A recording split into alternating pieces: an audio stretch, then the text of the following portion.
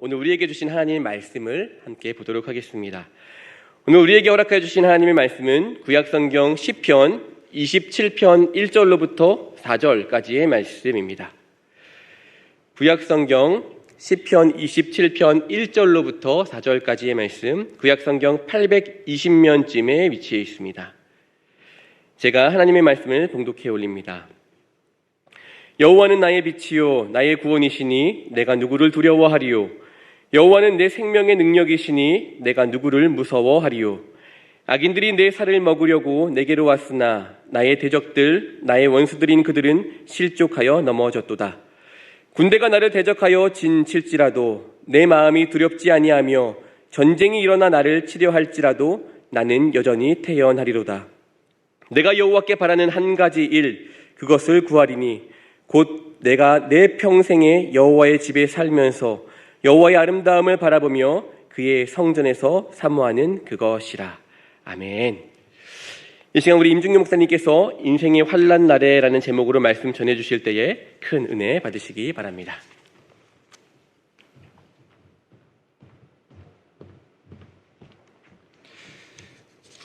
네, 우리 말씀을 위해서 함께 기도하겠습니다.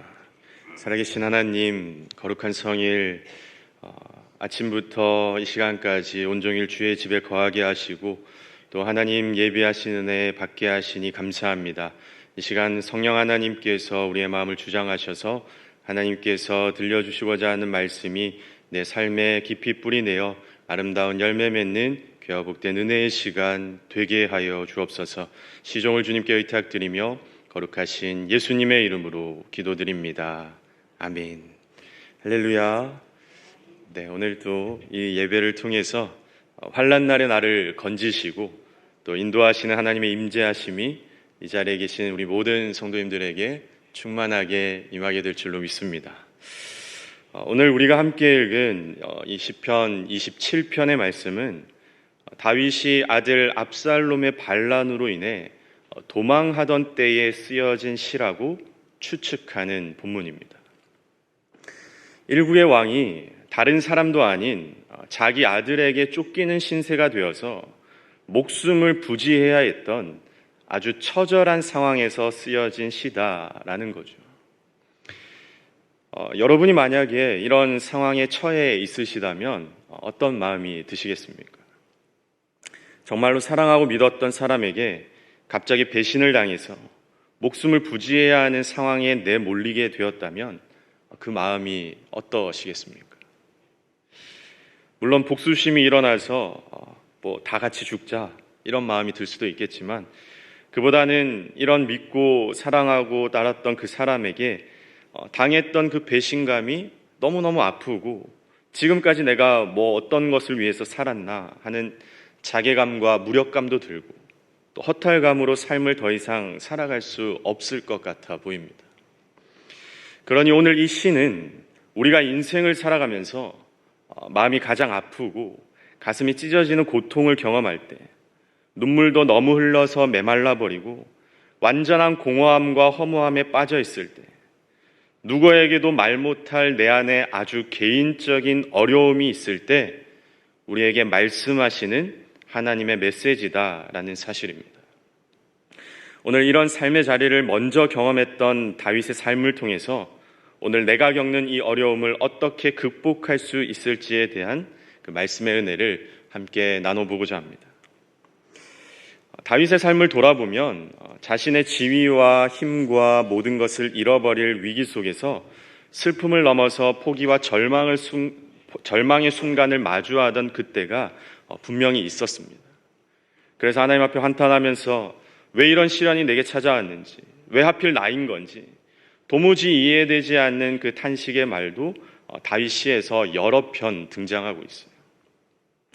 그런데 다윗이 오늘 우리에게까지 이렇게 회자되는 이유는 다윗은 그러한 한탄과 탄식의 상황을 대하는 태도가 달랐기 때문입니다. 뭐가 달랐다고요? 태도가 달랐기 때문입니다. 다윗 역시 오늘 우리들처럼 똑같은 어려움과 죽을 것 같은 삶의 고통을 경험했지만 다윗은 그 절망과 아픔의 상황에서 욕할 대상을 찾거나 포기하거나 이제는 그냥 다 내가 하고 싶은 대로 막 살아야겠다고 말하지 않고 그 상황에서 다시 하나님께로 나아갔습니다.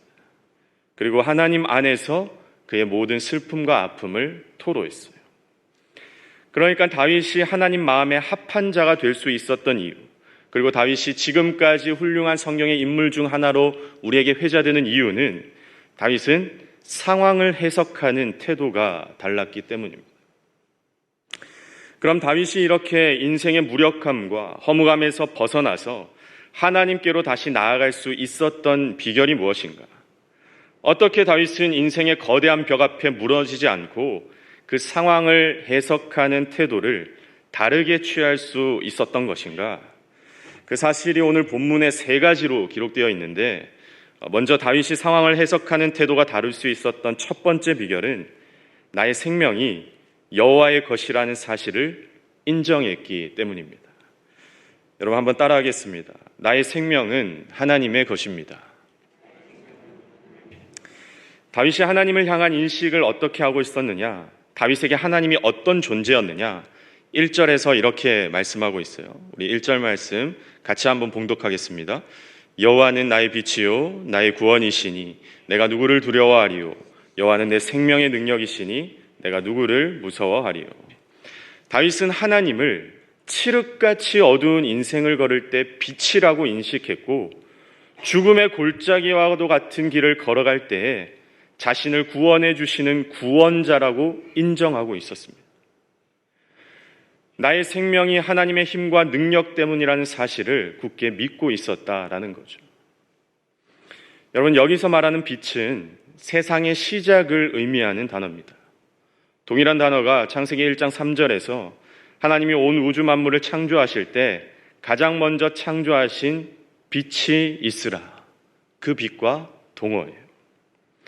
그 빛이 출애굽기에서 하나님 나라를 상징하는 성막 안에 금 등대 안에 빛으로 밝혀졌고, 그 빛은 신약에 와서 누구를 가리키는 말입니까? 예수 그리스도를 가리키는 말입니다.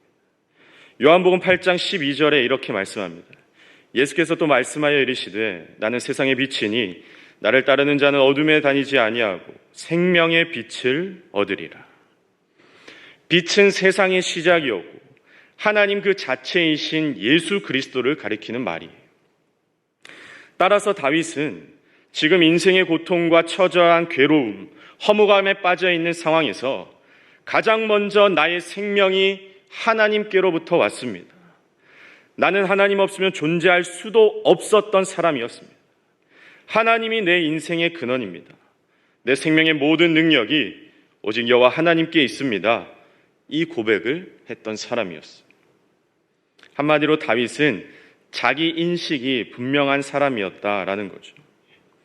우리가 믿음의 삶을 살아갈 때 가장 중요한 것이 자기 부인, 자기 인식입니다.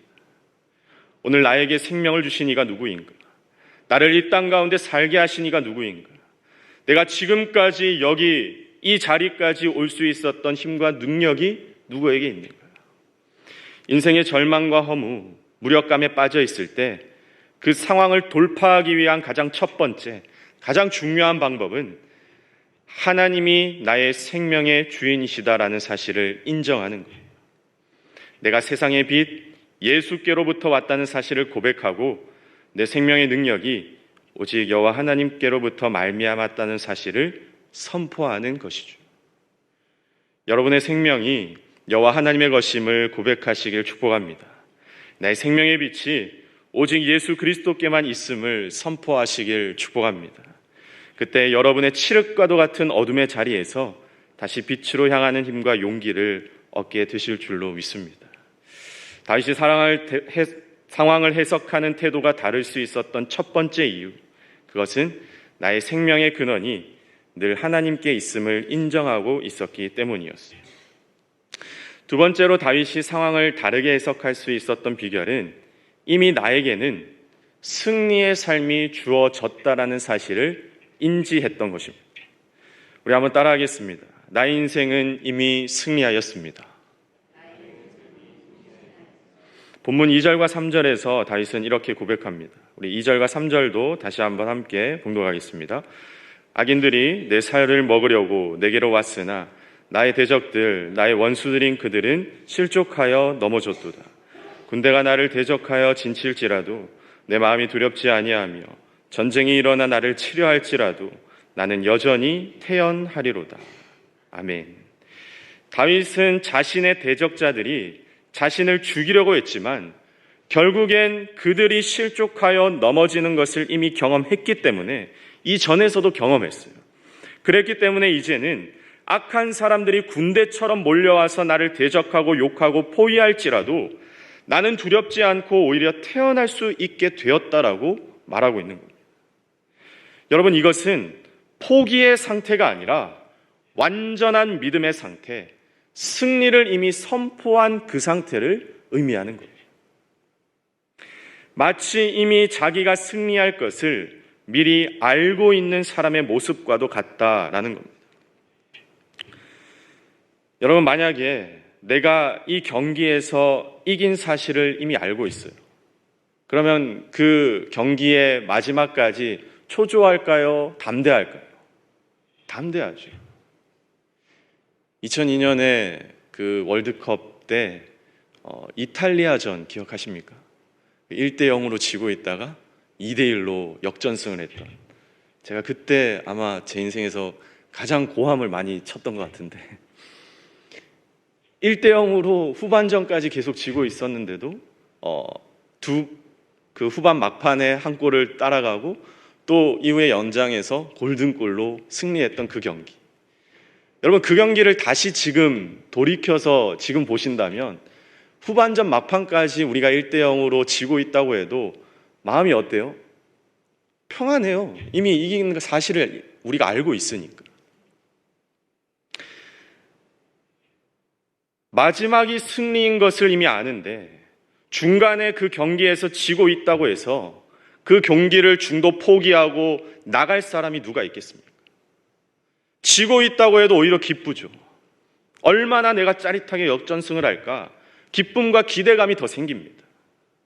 경기에 이미 이긴 것을 안 사람이 왜 중간에 약간 지는 것 같고 우리가 밀리는 것 같고 내가 다치는 것 같고 내 편들도 다 힘이 빠져 있는 것 같은 그 상황을 왜 두려워하겠느냐 하는 겁니다.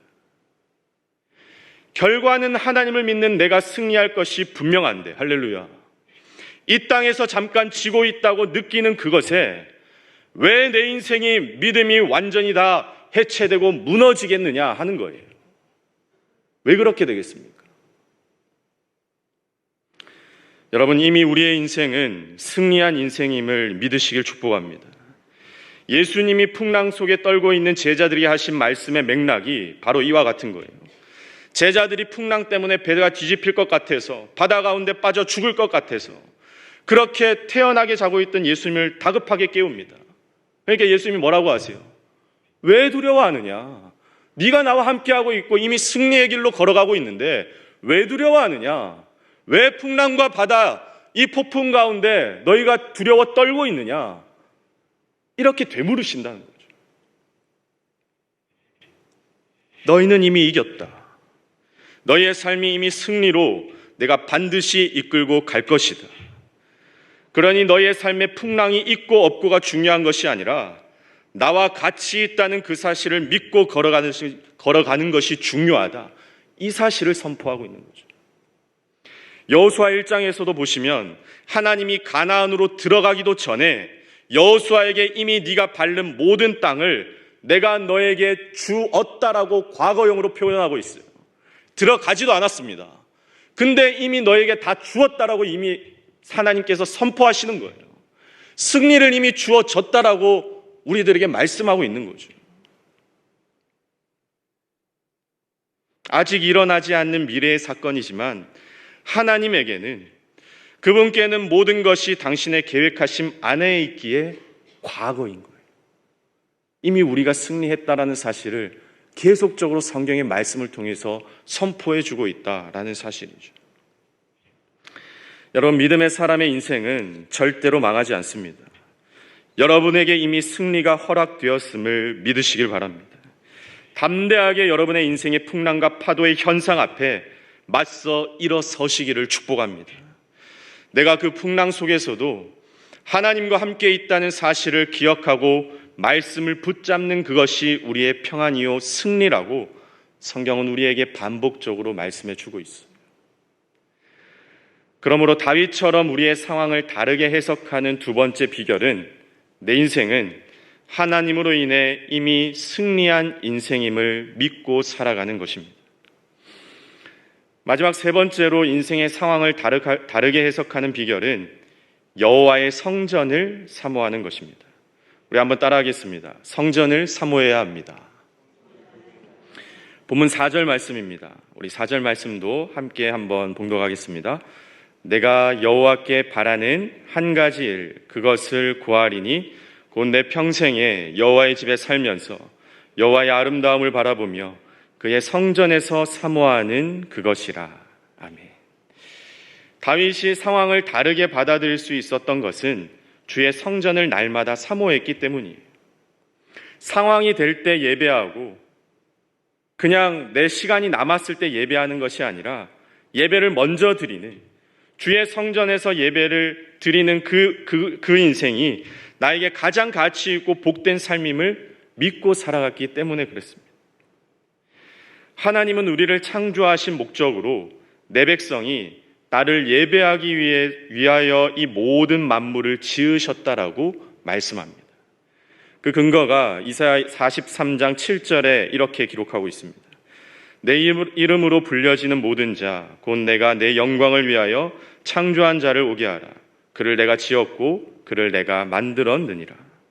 하나님의 이름과 영광을 위하여 우리의 모든 삶을 창조하셨다라고 말씀합니다. 에베소서 1장 11절 12절도 이렇게 말씀합니다.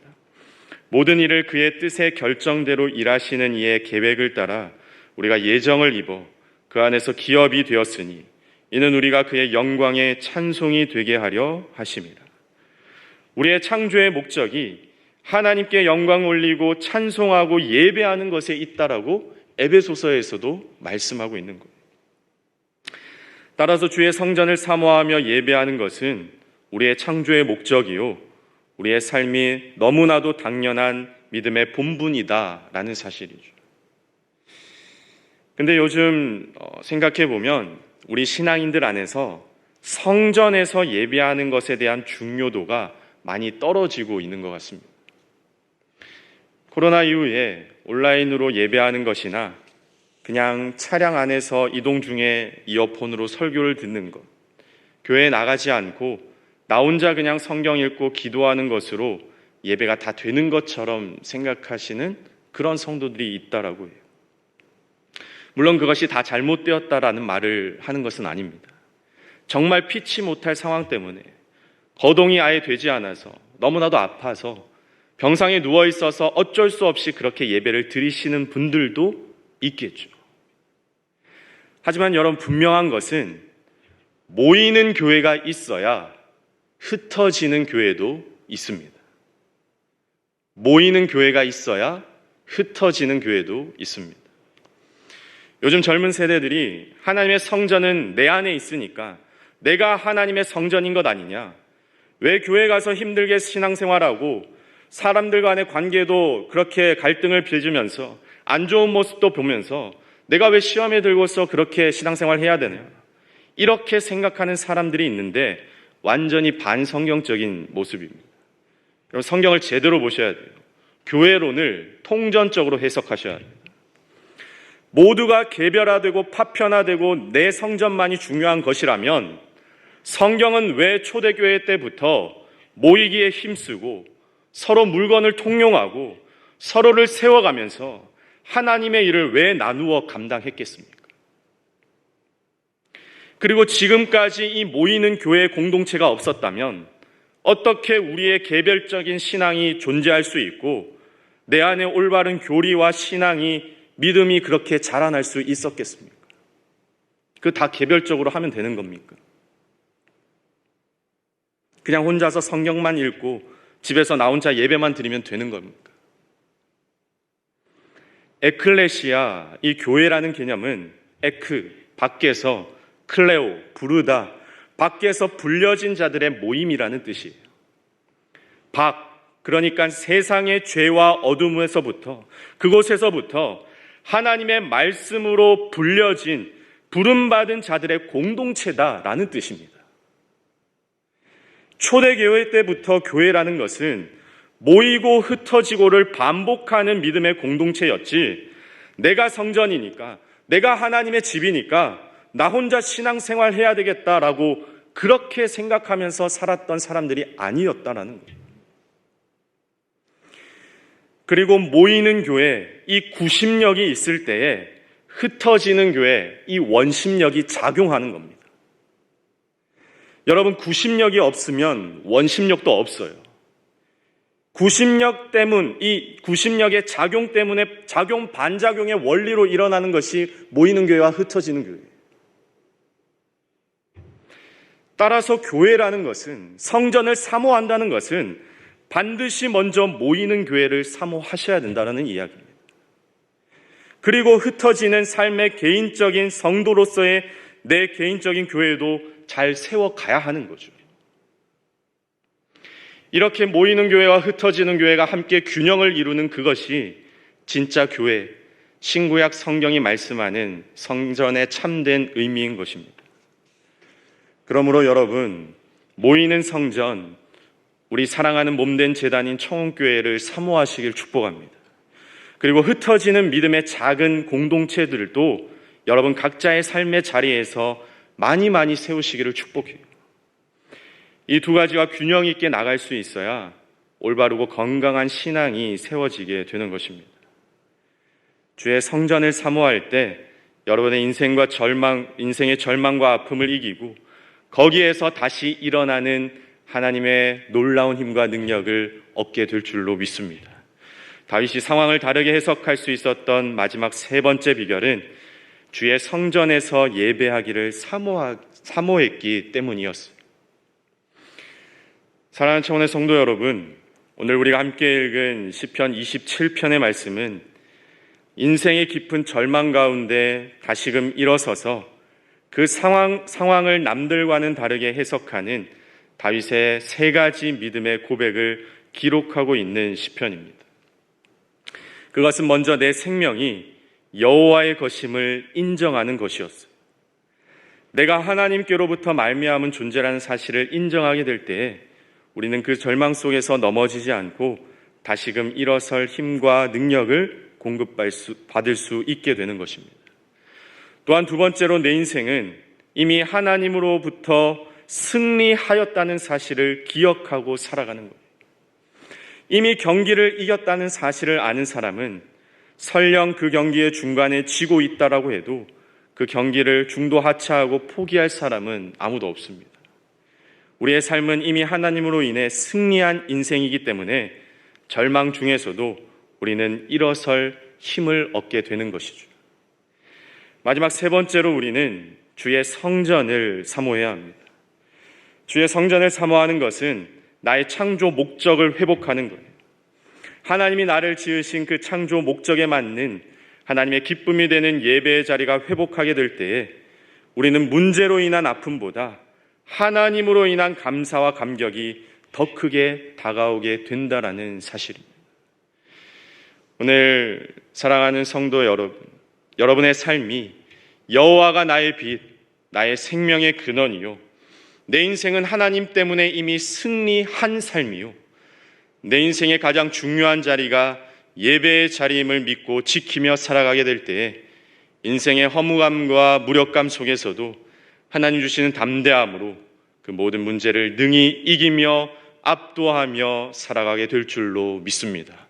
오늘 이 시편 27편의 다윗의 이 고백이 우리의 고백이 되어서 하나님과 함께 인생의 모든 어려움의 순간도 그것을 다르게 해석하며 승리하며 살아가시게 되는 우리 사랑하는 청혼의 모든 믿음의 성도님들 되시길 예수님의 이름으로 간절히 축원합니다.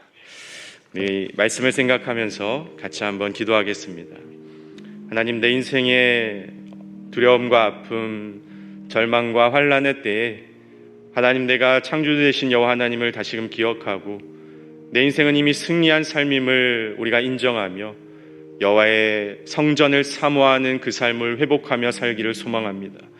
하나님께서 우리의 삶을 믿음으로 끝까지 붙잡아 주셔서 아버지 앞에 온전한 믿음의 삶 살아갈 수 있는 우리 모두가 되게 하여 주옵소서. 이러한 기도의 제목을 갖고 우리 짧게 한번 기도하겠습니다. 살아계신 하나님, 은혜 감사합니다. 오늘도 하나님 앞에 저희들 나오게 하셔서 주의 은혜의 자리로 저희들 부르시고 온전한 모습으로 주님 앞에 설 수 있도록 인도하시니 감사합니다. 하나님의 모든 우리 성도들의 삶의 자리 가운데 함께 하셔서 아버지 앞에 정직하고 성실하게 믿음으로 굳게 서나가게 하시고 하나님 받는 놀라운 은혜가 은혜되는 믿음의 삶 살아갈 수 있도록 함께하여 주옵소서. 믿고 감사드리며 거룩하신 예수님의 이름으로 기도합니다. 살아계신 하나님, 오늘 또 우리의 인생의 어려움과 환난 속에서도 다시금 나의 여호와 하나님 창조주 되신 예수 그리스도의 빛을 따라 살아가는 삶을 회복하여서 하나님, 이미 나의 삶은 하나님으로부터 말미암아 승리를 한 인생임을 내가 믿고 살아가게 되고, 또한 여호와의 성전을 사모하며 끝까지 믿음으로 하나님 앞에 온전하고 정직한 성실한 믿음의 삶을 살아가게 되어서 하나님 주시는 힘과 능력으로 그 모든 상황을 능히 이기며 살아가게 되는 하나님의 백성들 우리 모두가 되게 하여 주옵소서. 믿고 감사드리며 거룩하신 예수님의 이름으로 기도드립니다. 아멘.